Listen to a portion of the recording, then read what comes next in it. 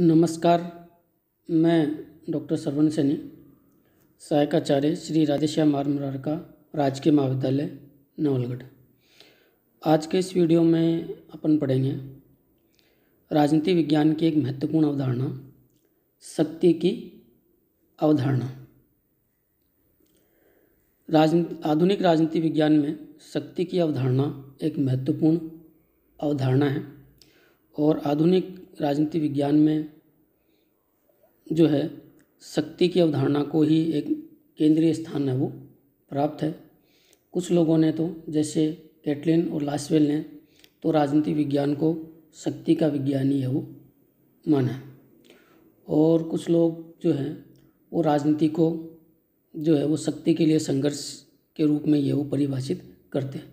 तो इस दृष्टि से अपन कह सकते हैं कि शक्ति या पावर जो है वो आधुनिक राजनीति विज्ञान का केंद्र भी है, राजनीतिक प्रक्रियाओं का केंद्र भी है।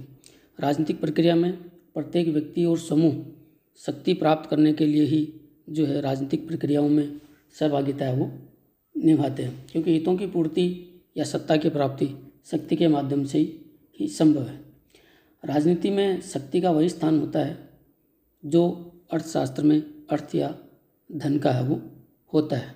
चूँकि शक्ति ही जो एक महत्वपूर्ण कारक है, इसलिए आधुनिक जितनी भी अवधारणाएँ राज्य के राजनीति विज्ञान की, जैसे राज्य, संप्रभुता, सरकार, कानून आदि सब में शक्ति ही अंतर्निहित तत्व होता है। शक्ति के भाव में इनका कोई विशेष अर्थ है वो नहीं होता। अब अपन यहाँ शक्ति या पावर शब्द का जो अर्थ है वो समझने का प्रयास है वो करेंगे। शक्ति जो है सामान्यतः किसी भी व्यक्ति की वह क्षमता होती है जिसके माध्यम से वह दूसरे व्यक्तियों के कार्यों, आचरण और मस्तिष्क पर नियंत्रण स्थापित करता है या दूसरे व्यक्तियों के मस्तिष्क पर अपना प्रभुत्व स्थापित करता है। यानी दूसरे व्यक्तियों के मस्तिष्क और कार्यों पर नियंत्रण और प्रभुत्व स्थापित करने की जो क्षमता होती है, सामान्यतः उसे ही शक्ति है वो कहा जाता है। और शक्ति का जो तत्व है वो आधुनिक राजनीति विज्ञान ही नहीं बल्कि प्राचीन काल से ही राजनीति विज्ञान के क्षेत्र में जो शक्ति का तत्व एक महत्वपूर्ण तत्व रहा है, और प्राचीन युग से ही अनेक विचारकों ने शक्ति की अवधारणा पर प्रकाश है वो डाला। शक्ति के राजनीति में शक्ति के महत्व को जो है महत्व की पहचान है वो की है। भारतीय विचारकों की अपन बात करें तो कौटिल्य ने प्राचीन युग में ही शक्ति को दंड के रूप में परिभाषित है वो किया था, और आधुनिक युग में पश्चिम के अनेक विचारक जैसे Hobbes, Machiavelli, Max Weber, Lasswell, Robert Dahl, Morgenthau आदि सभी विद्वानों ने राजनीति विज्ञान में शक्ति की अवधारणा के महत्व को स्पष्ट है वो किया है। इसके अलावा शक्ति की अवधारणा में जॉर्ज कैटलिन का योगदान सबसे महत्वपूर्ण है, क्योंकि कैटलिन ने ही शक्ति की अवधारणा को एक व्यवस्थित रूप प्रदान किया है। कैटलिन ने कहा है कि शक्ति का अर्थ केवल दूसरों पर प्रभुत्व ही नहीं है, बल्कि दूसरों का सहयोग प्राप्त करना भी शक्ति का ही एक रूप है। उसी प्रकार लासवेल और केपलान ने कहा कि शक्ति की अवधारणा राजनीति विज्ञान की एक मूल अवधारणा है। राजनीतिक प्रक्रिया का अर्थ शक्ति को आकार देना, शक्ति का वितरण करना और शक्ति का उपयोग करना है। इसी प्रकार लासवेल ने कहा है कि बल प्रयोग और हिंसा ही शक्ति नहीं बल्कि विश्वास और निष्ठा भी शक्ति का ही एक रूप है वो होता है। अब शक्ति के अर्थ को स्पष्ट रूप से समझने के लिए शक्ति के कई समानार्थी शब्द भी हैं वो होते हैं, जिनको प्राय अपन पर्यायवाची शक्ति का पर्यायवाची समझ लेते हैं। तो उनमें और शक्ति में जो डिफरेंस क्या है, अंतर क्या है, वो समझना भी जरूरी है। आइए इन पर चर्चा है वो करते हैं। सर्वप्रथम शक्ति और बल में क्या अंतर है। तो सामान्यतः तो शक्ति और बल दोनों को लोग एक दूसरे का पर्याय मान लेते हैं, जबकि ये सही नहीं है। शक्ति और बल एक दूसरे का पर्याय नहीं है, दोनों में पर्याप्त अंतर है। शक्ति जो होता है वह छुपा हुआ बल होता है, और बल जो होता है वो प्रकट शक्ति है वो होती है। अर्थात जब जो बल का प्रयोग होता है तब वह शक्ति है वो बन जाती है। अर्थात शक्ति अप्रकट तत्व है, जबकि बल जो है वो प्रकट तत्व है। शक्ति एक मनोभाव है जो बल को संभव बनाती है। तो ये है शक्ति और बल प्रयोग में अंतर। एक दूसरा जो है, दूसरी अंतर जो है वो है शक्ति और प्रभाव का। प्राय शक्ति और प्रभाव को भी लोग जो हैं एक दूसरे का पर्याय मान लेते हैं, लेकिन ये सही नहीं है। शक्ति और प्रभाव एक दूसरे का पर्याय नहीं है, इन दोनों में भी अंतर है। शक्ति और प्रभाव में क्या अंतर है उस पर अपन चर्चा करेंगे। शक्ति जो है वो दमनात्मक होती है, उसके पीछे कठोर भौतिक बल होता है, प्रतिबंध होते हैं। जबकि प्रभाव जो होता है वह स्वेच्छात्मक होता है और मनोवैज्ञानिक है वो होता है।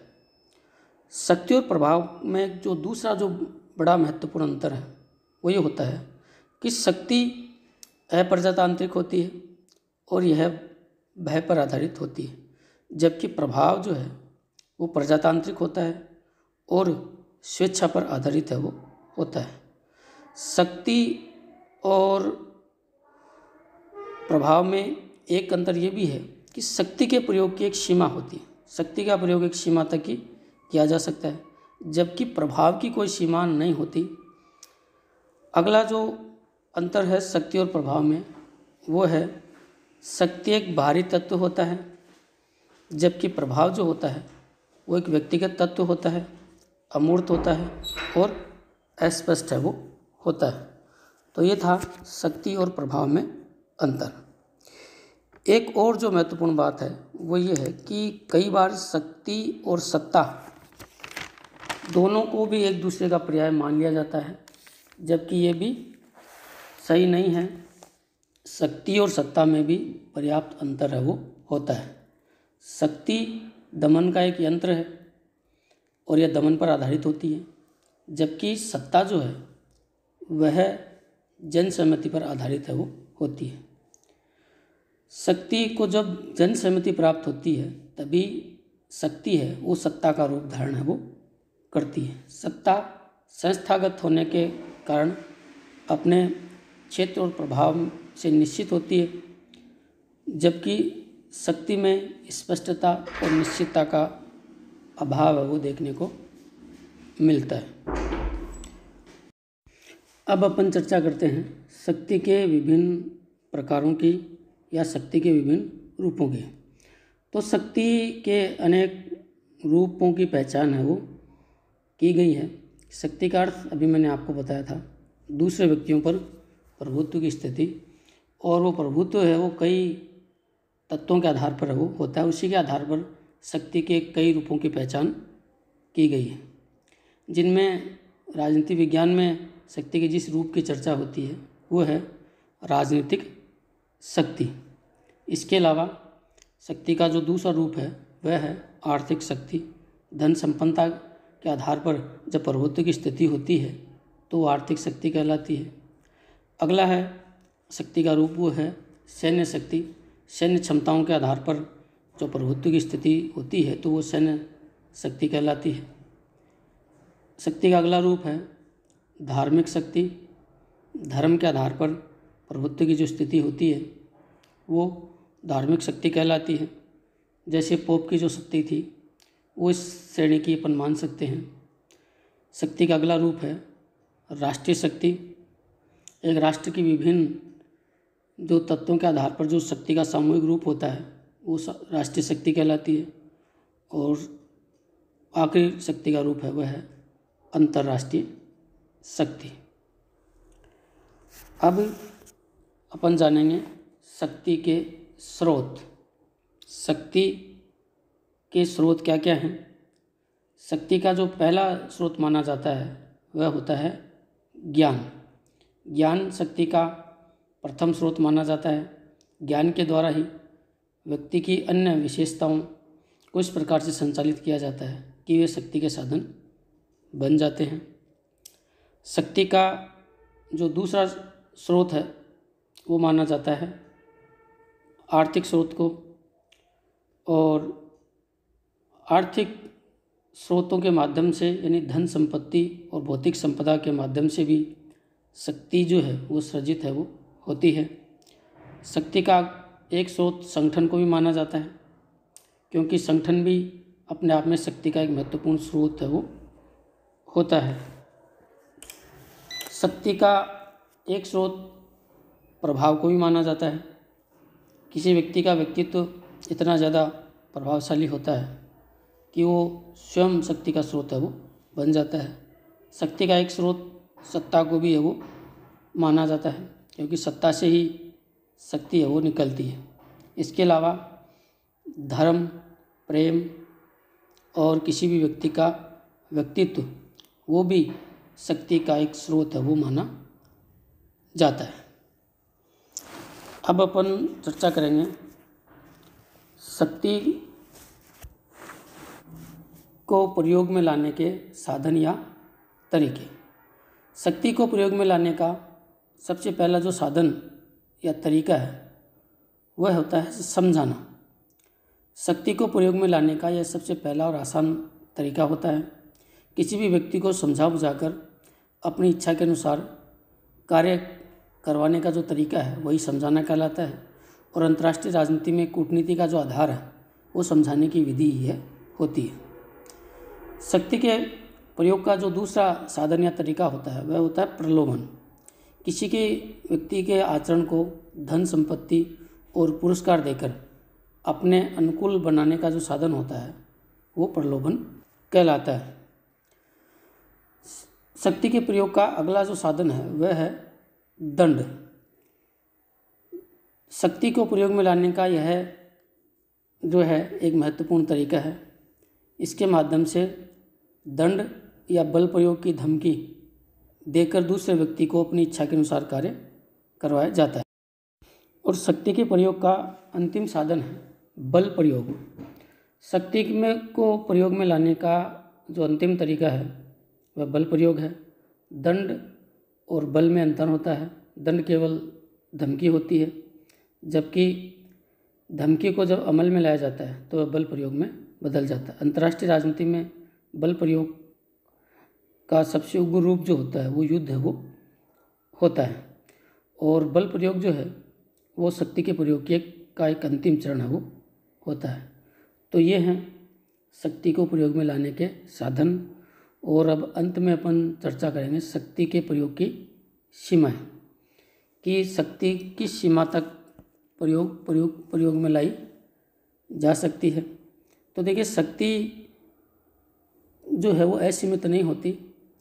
शक्ति के प्रयोग की अपनी कुछ सीमाएं हैं वो होती हैं, और उस सीमाओं को है वो नहीं लांघा जा सकता।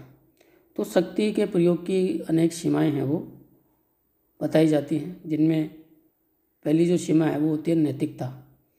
कोई भी शक्ति का प्रयोग करने वाला व्यक्ति होता है वह शक्ति के प्रयोग में लाते समय नैतिक मान्यताओं और नैतिकता के मापदंडों को भी ध्यान में रखता है। वो उनको पार करने का प्रयास नहीं करता। इसके अलावा लोकाचार जो होता है वो भी शक्ति के प्रयोग को सीमित करता है। एक होता है जनमत बहुत शक्तिशाली होता है, और आधुनिक लोकतंत्र के युग में जो जनमत के विरुद्ध जाकर कोई भी शासक जो है वो अपनी शक्ति का प्रयोग नहीं कर सकता। तो जनमत भी जो है शक्ति के प्रयोग पर एक सीमा आरोपित है वो करता है। इसके अलावा प्राचीन परंपराएं और रूढ़ियाँ वो भी शक्ति के प्रयोग को सीमित करती है। कोई भी शासक चाहे वो कितना ही शक्तिशाली क्यों न हो, वो प्राचीन परंपराओं के विरुद्ध शक्ति का प्रयोग नहीं कर सकता। शक्ति के प्रयोग की एक सीमा होती है धर्म। भले ही कोई राष्ट्र धर्मनिरपेक्ष क्यों न हो, लेकिन कोई भी शासक जो है वो धार्मिक मान्यताओं के विपरीत जाकर कार्य नहीं कर सकता। यानी धर्म भी शक्ति के प्रयोग पर एक हद तक जो सीमा है वो आरोपित करता है। इसके अलावा राजनीतिक चेतना और दबाव समूहों का दबाव भी शक्ति के प्रयोग को सीमित है वो करता है। तो ये हैं शक्ति के प्रयोग की विभिन्न सीमाएं। धन्यवाद।